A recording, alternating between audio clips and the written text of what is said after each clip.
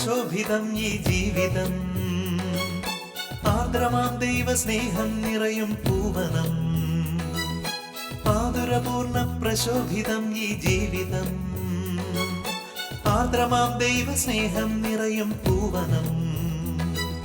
സ്നേഹദീപനാളമായി വിളങ്ങും ധന്യജീവിതം.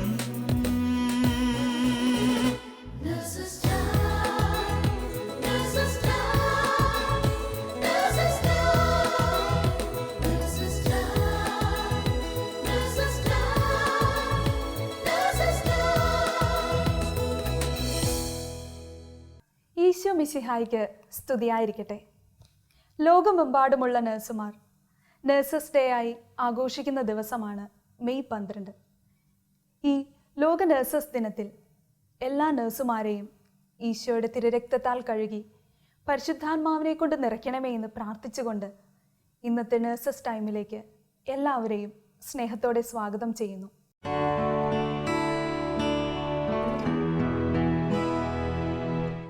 ഈ നഴ്സസ് ദിനത്തിൽ കാനഡ നഴ്സസ് മിനിസ്ട്രി എല്ലാ നഴ്സുമാർക്കുമായി ഒരു വ്യത്യസ്തമായ സമ്മാനം നൽകുന്നുണ്ട്. കാനഡയിൽ നഴ്സായി ജോലി ചെയ്യുന്ന ബിന്ദുമോൾ രാജു രചിച്ച് ജോബി മക്കോലിൽ ഈണം നൽകി നമുക്കേവർക്കും പ്രിയപ്പെട്ട KS ചിത്ര പാടിയ ആതുരർക്ക് ആലംബമായി എന്ന ഹൃദയസ്പർശിയായ ഗാനം. ഈശോ മിശിഹായ്ക്ക് സ്തുതിയായിരിക്കട്ടെ. ഞാൻ ബിന്ദുമോൾ രാജു. ഞാൻ രചിച്ച ആതുരർക്ക് ആലംബമായ എന്ന മനോഹരമായ ഗാനം എന്നെപ്പോലെ ലോകത്തിൻ്റെ വിവിധ ഭാഗങ്ങളിൽ ആതുര ശുശ്രൂഷ ചെയ്യുന്ന ഭൂമിയിലെ മാലാഖമാരായ എല്ലാ നേഴ്സുമാർക്കുമായി സ്നേഹപൂർവ്വം ഈ ഗാനം ഈ അവസരത്തിൽ ഞാൻ സമർപ്പിക്കുന്നു. നമുക്കെല്ലാം അറിയാവുന്നതുപോലെ നമ്മുടെ എല്ലാം പ്രിയപ്പെട്ട ചിത്ര ചേച്ചിയാണ് ഈ ഗാനം പാടിയിരിക്കുന്നത്. ശ്രീ ജോബിൻ മക്കോളിനാണ് ഇതിൻ്റെ സംഗീത സംവിധാനം നിർവഹിച്ചിരിക്കുന്നത്. നഴ്സിംഗ് ഒരു വിളിയാണ്, വിശുദ്ധിയിലോട്ടുള്ള വിളി. ഈ വരികളിൽ പറഞ്ഞിരിക്കുന്നത് പോലെ കരയുന്നവരുടെ കണ്ണുനീരൊപ്പുവാനും നൊമ്പരങ്ങളിൽ സ്വാന്തനമേകുവാനും നമ്മളെ വിളിച്ച നാഥനു വേണ്ടി പരിശുദ്ധ അമ്മയുടെ സഹായം യാചിച്ച് ഒരു നല്ല സുവിശേഷമായി നമുക്ക് മാറാം. ഭൂമിയിലെ മാലാഖമാർ എന്ന് നമ്മൾ എല്ലാവരും വിശേഷിപ്പിക്കുന്ന നഴ്സസ്, അവർക്ക് വേണ്ടിയിട്ട് ഒരു ഗാനം. ഇതിൻ്റെ വരികൾ എഴുതിയിരിക്കുന്നത് ബിന്ദുമോളാണ്. അതുപോലെ അതിന് സംഗീതം നൽകിയിരിക്കുന്നത് ജോബി മക്കോളിലാണ്. വളരെ നല്ലൊരു ഗാനം, വളരെ സൂതിങ് ആയിട്ടുള്ളൊരു നല്ലൊരു മെലഡി. പാടുമ്പോൾ ഞാനും ഒരുപാട് ആസ്വദിച്ചു. നഴ്സസിൻ്റെ ഒരു സേവനം തീർച്ചയായിട്ടും എല്ലാവരുടെ ജീവിതത്തിലും ഉണ്ടാകും. ഏറ്റവും എൻ്റെ ഒരു അഭിപ്രായത്തിൽ പറയുകയാണെങ്കിൽ ഏറ്റവും പരിപാവനമായ ഒരു ജോലിയാണ് നഴ്സസ് ചെയ്യുന്നത്.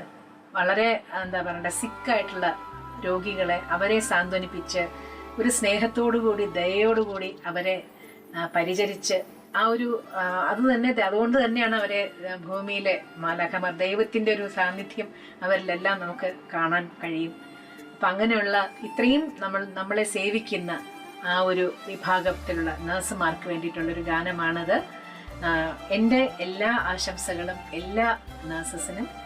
അവരുടെ പരിപാവനമായ ജോലികൾ ഇനിയും തുടരട്ടെ. എല്ലാവർക്കും ആ ഒരു സ്നേഹത്തോടു കൂടിയും ദയോടുകൂടിയും എല്ലാ രോഗികളെയും പരിചരിക്കാനുള്ളൊരു ശക്തി ഈ ഒരു അവസരത്തിൽ ദൈവം തരട്ടെ എന്നും കൂടെ ഞാൻ പ്രാർത്ഥിക്കുന്നു.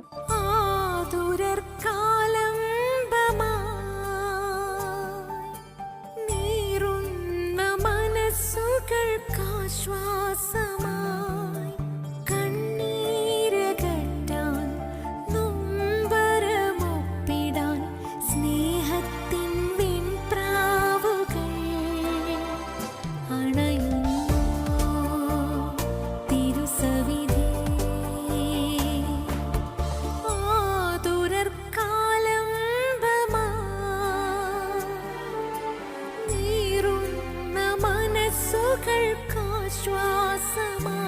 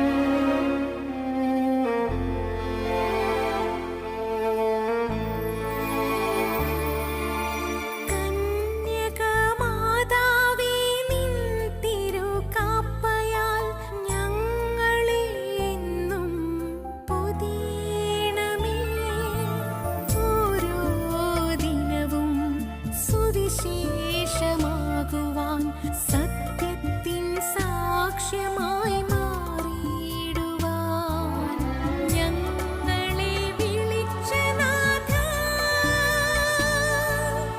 ഞങ്ങളെ അയച്ച നാഥ,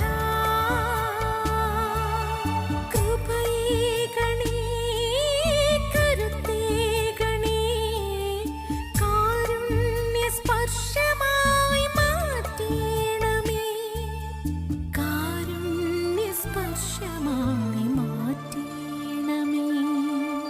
ആതുരർക്കാലംബമായി നീറുന്ന മനസ്സുകൾക്കാശ്വാസമായി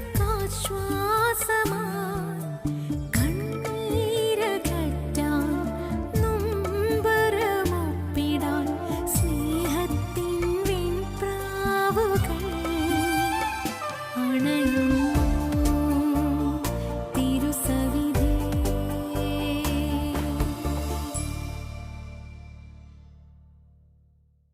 ആതുരർക്ക് ആലംബമായി മാറുന്ന വെൺപ്രാവുകൾക്കായി കാനഡ നഴ്സസ് മിനിസ്ട്രി സമർപ്പിച്ച ഈ ഗാനം അനേകം നഴ്സുമാരെ തങ്ങളുടെ ശുശ്രൂഷാ ജീവിതത്തിൽ തീക്ഷ്ണതയുള്ളവരാക്കി തീർക്കുന്നതിനെ ഓർത്ത് നമുക്ക് ഈശോയ്ക്ക് നന്ദി പറയാം.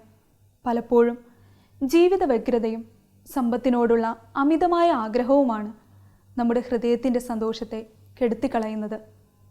എന്നാൽ തന്നെ അനുഗമിച്ച ശിഷ്യന്മാരുടെ വള്ളം നിറച്ചവൻ നമ്മുടെ ഉള്ളം നിറയ്ക്കുമെന്ന വിശ്വാസമുണ്ടെങ്കിൽ നമ്മുടെ ഹൃദയം ആനന്ദത്താൽ നിറയും. ബഹുമാനപ്പെട്ട ജോയ് മെനാച്ചേരി അച്ഛൻ നമ്മോട് പറയുന്നത് നമുക്ക് പ്രാർത്ഥനയോടെ ശ്രവിക്കാം.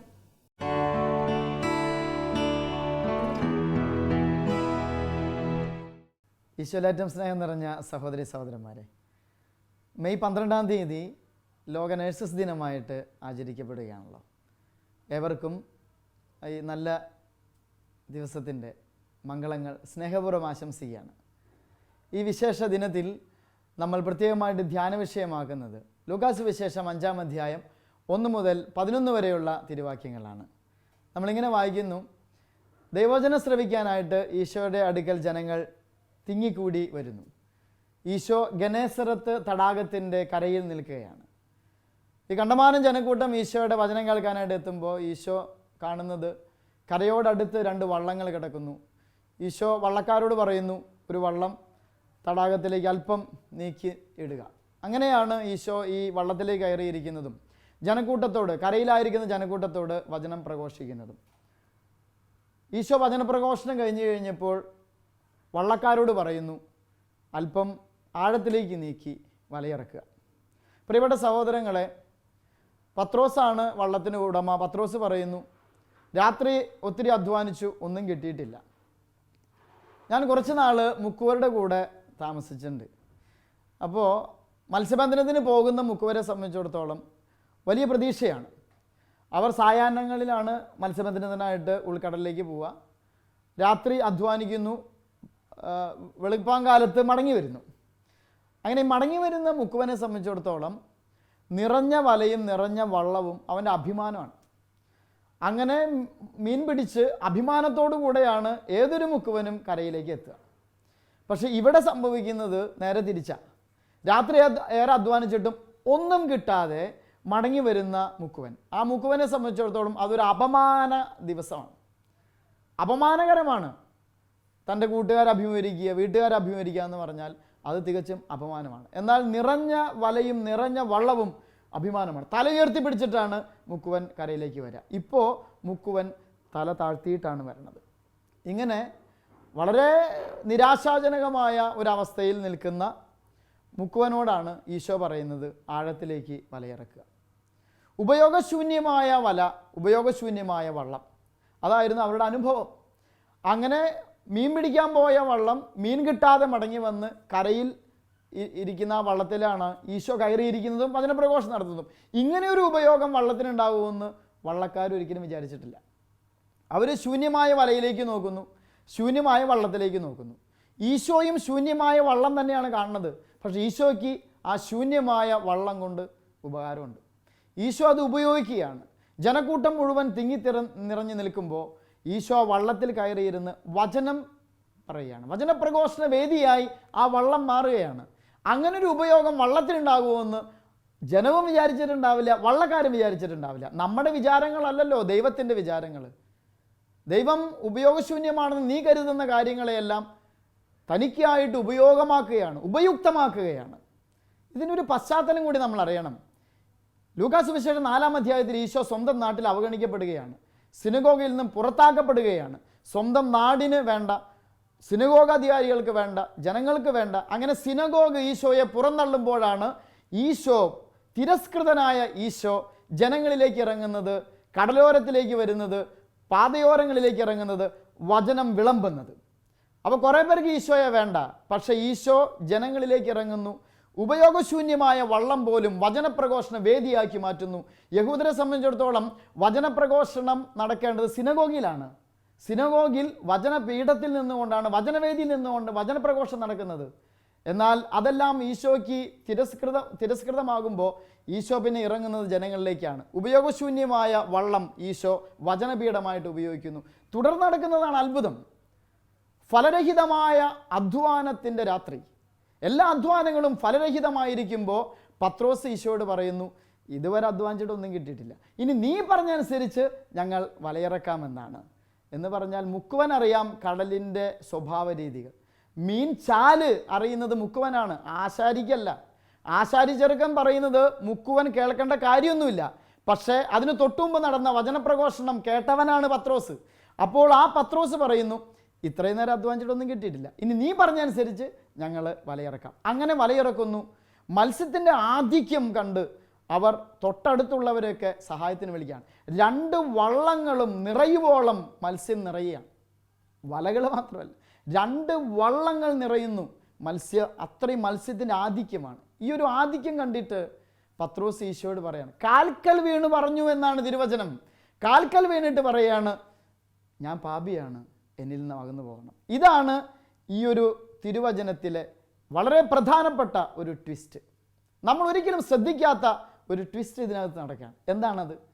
സാധാരണ രീതിയിൽ നമ്മൾ എന്തു പറയും? അതായത് രാവേറെ അധ്വാനിച്ചിട്ട് ഒന്നും കിട്ടിയിട്ടില്ല, അപ്പോഴാണ് കർത്താവ് വരണത്. കർത്താവ് പറഞ്ഞനുസരിച്ചിട്ട് വലയിറക്കുന്നു, മത്സ്യത്തിൻ്റെ സമൃദ്ധിയാണ്. നമ്മൾ സാധാരണ രീതിയിൽ ചെയ്യുന്നത് ഈ ആളെ എപ്പോഴും കൂടെ കൂട്ടുക എന്നുള്ളതാണ്. കാരണം വേണമെങ്കിൽ നമ്മളൊരു എഗ്രിമെൻറ്റും വയ്ക്കും, എപ്പോഴും വരണമെന്നില്ല, വല്ലപ്പോഴൊക്കെ വരണം, എന്നിട്ടോ കിട്ടുന്നതിന് പകുതി തരാം. ആ രീതിയിൽ നമുക്ക് ഒരു ബിസിനസ് പാർട്ട്ണറായിക്കൂടെ എന്നുകൂടി നമ്മൾ ചിന്തിക്കും. കർത്താവിനെ കൂട്ടിയാൽ നിൻ്റെ ശൂന്യമായ വല നിറയും, നിൻ്റെ ശൂന്യമായ വള്ളം നിറയും. അപ്പോൾ അതുകൊണ്ട് എപ്പോഴൊക്കെയാണോ നിനക്ക് ഫലരഹിതമായ അധ്വാനം വരുന്നത്, അപ്പോൾ നിനക്ക് സമൃദ്ധി ഉണ്ടാകാൻ ഈ ആളെ പിടിച്ചാൽ മതി. അതാണ് ഏറ്റവും നല്ലത്. ബുദ്ധിയുള്ളവർ അങ്ങനെ ചിന്തിക്കുള്ളൂ. പക്ഷെ പത്രോസ് പറയണു, കർത്താവേ, ഞാൻ പാപിയാണ്, നീ എന്നിൽ നിന്നും അകന്നു പോകണം, നീ എൻ്റെ കൂടെ ആയിരിക്കരുത്, നീ എൻ്റെ കൂടെ ആയിരിക്കാൻ വേണ്ടിയുള്ള യോഗ്യതയൊന്നും എനിക്കില്ല, നീ അകന്നു പോകണം എന്നാ പറയുന്നത്. ഇതാണ് പത്രോസിനെ നമ്മിൽ നിന്ന് വ്യത്യസ്തനാക്കുന്നത്. നമ്മൾ നമ്മുടെ വല ശൂന്യമാകുമ്പോൾ, വള്ളം ശൂന്യമാകുമ്പോൾ നാം കർത്താവിനെ വിളിക്കണത്, തമ്പുരാനെ എൻ്റെ വള്ളം നിറയണം, എൻ്റെ വല നിറയണം, എൻ്റെ വള്ളവും വലയും നിറയ്ക്കാൻ നിനക്കാകും, അതുകൊണ്ട് എപ്പോഴും എൻ്റെ കൂടെ ഉണ്ടാവണേ. എൻ്റെ വലയും വള്ളവുമാണ് എനിക്ക് ഏറ്റവും പ്രധാനപ്പെട്ടത്. പ്രിയപ്പെട്ടവരെ, നമ്മൾ ശൂന്യമായ വള്ളവുമായി നിൽക്കുമ്പോൾ, ശൂന്യമായ വലയുമായി നിൽക്കുമ്പോൾ നമ്മുടെ മനസ്സ് നമ്മോട് പറയുന്നത് എന്താണ്? എന്നെക്കൊണ്ട് ആർക്ക് ഉപകാരമുണ്ട്? എന്നെക്കൊണ്ട് ആർക്ക് ഉപകാരമുണ്ട്? എല്ലാം ശൂന്യമാണ്. ഒരുപക്ഷെ നിൻ്റെ അധ്വാനം കൊണ്ട്, ഒരു നേഴ്സ് എന്ന നിലയിൽ നിൻ്റെ അധ്വാനം കൊണ്ട് നിൻ്റെ കുടുംബത്തിന് ഉപകാരം ഉണ്ടാവും. നിൻ്റെ അധ്വാനം കൊണ്ട് ചില രോഗികൾക്ക് ഉപകാരം ഉണ്ടാവും. എന്നാൽ നമ്മൾ ഇന്ന് മനസ്സിലാക്കണം, എന്നെ ശ്രമിക്കുന്ന നേഴ്സ് സഹോദരങ്ങളെ, നിങ്ങളുടെ മനസ്സിൽ ഇത് ആഴത്തിൽ പതിയണം. നിൻ്റെ കുടുംബത്തിന് മാത്രമല്ല നിന്നെക്കൊണ്ട് ഉപകാരം, ഏതാനും ചില രോഗികൾക്ക് സൗഖ്യം കിട്ടാൻ വേണ്ടി മാത്രമല്ല നിൻ്റെ സേവനവും ശുശ്രൂഷയും, നിന്നെക്കൊണ്ട് ഒടേതമ്പുരാനായ ദൈവത്തിന് ആവശ്യമുണ്ട്. ശൂന്യമായ വള്ളത്തിലിരുന്ന് കർത്താവിന് വചനപ്രഘോഷം നടത്താമെങ്കിൽ ഒരു ഉപകാരവുമില്ല എന്ന് നീ കരുതുന്നു നിൻ്റെ ജീവിതത്തെക്കുറിച്ച്, എങ്കിൽ നിൻ്റെ ജീവിതം കൊണ്ട് കർത്താവിന് ആവശ്യമുണ്ട്. നിന്നെ കൊണ്ട് കർത്താവിന് ആവശ്യമുണ്ട്. നിന്നെ കർത്താവിന് വേണം. ഈ പറഞ്ഞു വരുന്നതിൻ്റെ കാര്യം ഇത്രയേ ഉള്ളൂ. നേഴ്സിംഗ് ഒരു ജോലി മാത്രമല്ല, അതൊരു ദൈവവിളിയാണ്, അതൊരു ശുശ്രൂഷയാണ്, അത് ഈശോയുടെ ശുശ്രൂഷയിലുള്ള പങ്കുചേരലാണ്. ശൂന്യമായ നിന്റെ വലയും നോക്കി, ശൂന്യമായ നിന്റെ വള്ളവും നോക്കി നീ നെടുവേർപ്പെടുകയാണെങ്കിൽ ഒന്ന് നീ ഓർക്കണം, ശൂന്യമായ വല നിറയ്ക്കാൻ കഴിവുള്ളവനാണ് ക്രിസ്തു, ശൂന്യമായ വള്ളം നിറയ്ക്കാൻ കഴിവുള്ളവനാണ് ക്രിസ്തു. ആ കർത്താവിന് നിന്റെ വലയും വള്ളവും നിറയ്ക്കുക എന്നുള്ളത് മാത്രമല്ല ഉദ്ദേശവും ലക്ഷ്യവും സ്വപ്നവും, മറിച്ച് നിന്റെ ജീവിതം തന്നെ നിന്റെ വള്ളം നിറച്ചവൻ നിന്റെ ഉള്ളം നിറയ്ക്കാൻ ആഗ്രഹിക്കുന്നുള്ളത് തന്നെയാണ് ഏറ്റവും വലിയ കാര്യം. നിന്നെക്കൊണ്ട് നിന്റെ കർത്താവിന് കാര്യമുണ്ട്, നിന്നെക്കൊണ്ട് നിന്റെ കർത്താവിന് കാര്യമുണ്ട്. നിന്നെ നിന്റെ ഈശോയ്ക്ക് വേണമെന്നുള്ളതാണ് ഏറ്റവും വലിയ വചനപ്രഘോഷണം. പ്രിയപ്പെട്ട സഹോദരി സഹോദരന്മാരെ, നേഴ്സ സഹോദരി സഹോദരന്മാരെ, ശ്രദ്ധിക്കണം. നിന്റെ വലയും വള്ളവും നിറയ്ക്കുക എന്നുള്ളത് മാത്രമല്ല ഈശോയുടെ ജീവിതത്തിൻ്റെ ലക്ഷ്യം, ഈശോയുടെ സഹനത്തിൻ്റെ ലക്ഷ്യം, ഈശോ തൻ്റെ തന്നെ ആത്മാവിനെ നിന്നിൽ നിറയ്ക്കുന്നതിൻ്റെ ലക്ഷ്യം. നിന്റെ ഉള്ളം നിറയ്ക്കുക എന്നുള്ളതാണ് ഈശോയുടെ ലക്ഷ്യം. പത്രോസിലേക്ക് വീണ്ടും വരാം. പത്രോസ് പറയുന്നു, ഞാൻ പാപിയാണ്, എന്നിൽ നിന്നും അകന്നു പോകണമേ. കർത്താവ് അകന്നു പോയില്ല. കർത്താവ് അവനെ ചേർത്ത് പിടിക്കുക, തൻ്റെ ഉള്ളത്തോട് ചേർത്ത് പിടിക്കുകയാണ് പത്രോസിനെ. ആ പത്രോസിനെയാണ് സഭയുടെ അമരക്കാരനായിട്ട് നിശ്ചയിക്കുന്നത്. പ്രിയപ്പെട്ട സഹോദരങ്ങളെ, ഈശോയെ കൊണ്ട് നിനക്ക് എന്ത് കാര്യമുണ്ട്? നീ ഈശോയുടെ അടുക്കലേക്ക് വരുന്നത് എന്തിനു വേണ്ടിയിട്ടാണ്?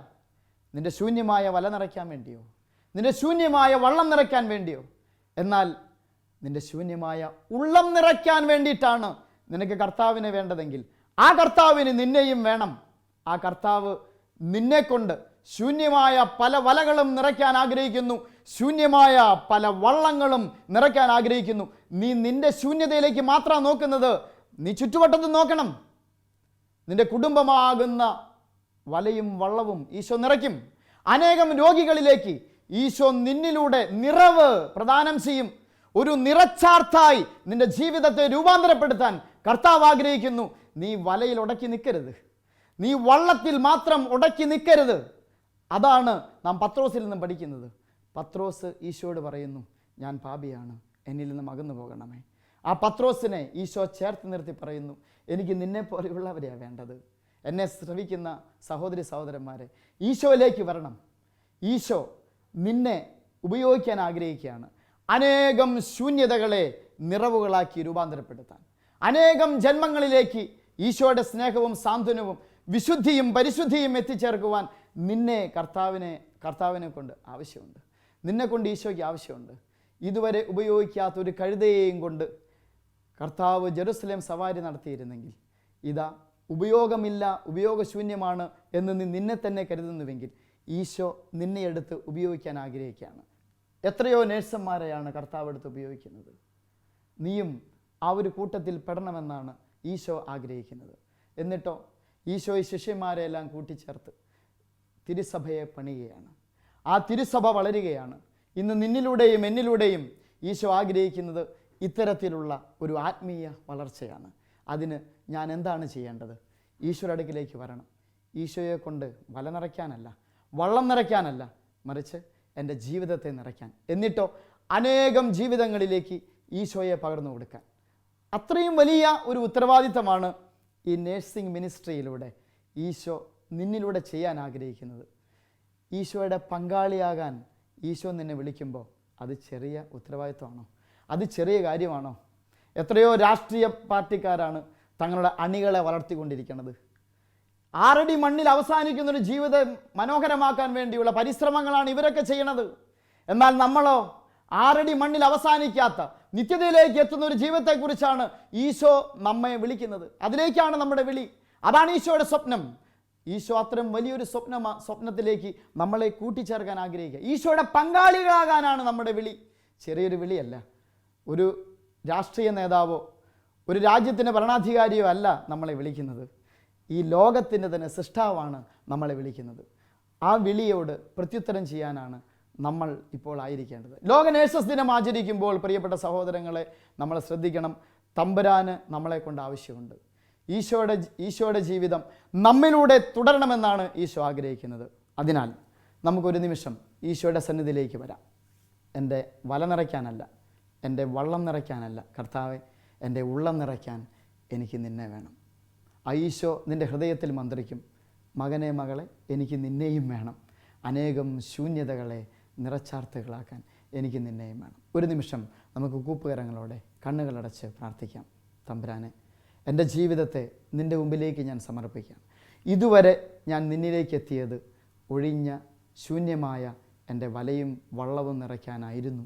എന്നാൽ ഇപ്പോൾ ഇതാ ഞാൻ നിൻ്റെ അടുക്കിലേക്ക് എത്തുന്നു. തമ്പുരാനെ, എൻ്റെ ശൂന്യമായ ഉള്ളം നിന്നെക്കൊണ്ട് നിറയപ്പെടണം, നിൻ്റെ പരിശുദ്ധാത്മാവിനാൽ നിറയപ്പെടണം. എന്തിനു വേണ്ടിയിട്ടാണ്? ശൂന്യമായ അനേകം ജീവിതങ്ങളെ ക്രിസ്തുവിനെ കൊണ്ട് നിറയ്ക്കാൻ. ഈശോയെ, നിന്നെക്കൊണ്ട് അനേകം ജീവിതങ്ങൾ നിറയണം. നിൻ്റെ വിശുദ്ധിയിലേക്ക് അനേകം ജീവിതങ്ങൾ എത്തണം. അത് രോഗികളായിരിക്കാം, പാപികളായിരിക്കാം, ബലഹീനരായിരിക്കാം, ഒരുപക്ഷെ എൻ്റെ തന്നെ കുടുംബമായിരിക്കാം. എൻ്റെ കുടുംബത്തെ നീ നിറയ്ക്കണമേ. ഞാൻ ശുശ്രൂഷ ചെയ്യുന്ന ആലയങ്ങളിലേക്ക് നിൻ്റെ സ്നേഹം പടരട്ടെ, നിൻ്റെ സാന്ത്വനമെത്തട്ടെ, അനേകർ ഈശോയിലേക്ക് എത്തട്ടെ. കർത്താവെ, അതിനുവേണ്ടി ഇത് നിനക്ക് വേണ്ടി ജീവിക്കാൻ, എന്നിലൂടെ നീ ജീവിക്കാൻ, ഇതെൻ്റെ ജീവിതത്തെ, എൻ്റെ ശുശ്രൂഷയെ ഞാൻ നിനക്കായി വെച്ച് തരുന്നു. തമ്പുരാനെ, അങ്ങയുടെ പരിശുദ്ധാത്മാവിനെ നിറച്ച് എൻ്റെ ശൂന്യമായ ഉള്ളം നീ നിറയ്ക്കണം. എൻ്റെ ഉള്ളം നിറയ്ക്കണം. എൻ്റെ വള്ളവും വലയും മാത്രം നിറച്ചാൽ പോരാ, എൻ്റെ ഉള്ളം നിറയ്ക്കണം. അങ്ങനെ എൻ്റെ ജീവിതത്തെ നീ സ്വന്തമാക്കി രൂപാന്തരപ്പെടുത്തണം. നിനക്ക് വേണ്ടി ജീവിക്കാൻ, നീയായിട്ട് ജീവിക്കാൻ. തമ്പുരാനെ, പൗലോസ് അപ്പോസ്തലൻ പറഞ്ഞതുപോലെ, ഇനി ഞാനല്ല, ക്രിസ്തു എന്നിൽ ജീവിക്കുന്നു, ക്രിസ്തു എന്നെ സ്വന്തമാക്കിയിരിക്കുന്നു. അത്തരത്തിലുള്ള ഒരു നേഴ്സായി, ഈശോയുടെ സ്വന്തം നേഴ്സായി ഞാൻ രൂപാന്തരപ്പെടണം. ഈ നേഴ്സസ് ഡേ ഈശോയുടെ ദിനമായി രൂപാന്തരപ്പെടട്ടെ. പിതാവിൻ്റെയും പുത്രൻ്റെയും പരിശുദ്ധാത്മാവിൻ്റെയും നാമത്തിൽ ആമേൻ.